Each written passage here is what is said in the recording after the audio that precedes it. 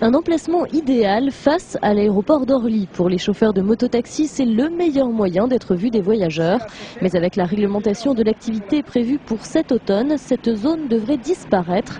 Pour l'instant, les chauffeurs profitent d'un vide juridique. Ils sont censés ne prendre des courses que sur réservation. En réalité, cela se passe tout autrement.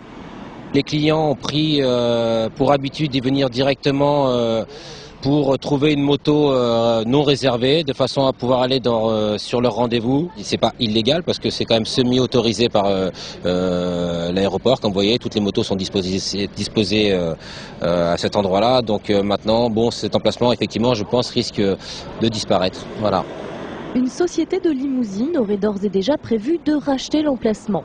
À 200 mètres de là, un autre secteur, géré lui par l'aéroport d'Orly, est donc tout à fait légal. 37 entreprises de mototaxis sont déjà affiliées au GIE, le groupement d'intérêt économique d'aéroports de Paris. Elles ont droit à une place sous ce pont et au sein de l'aéroport, elles bénéficient d'une meilleure visibilité. Ici, elles ont le droit de prendre une course non réservée à l'avance.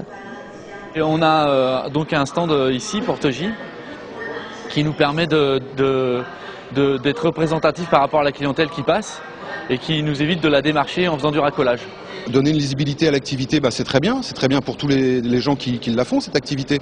Il ne s'agit pas que les gens se montent les uns contre les autres. Ce nouveau mode de fonctionnement des mototaxis a un coût, 220 € par mois, une somme que ces chauffeurs de taxi sont prêts à débourser. Ils souhaiteraient même que le stand d'Orly fasse école dans les grandes gares parisiennes par exemple.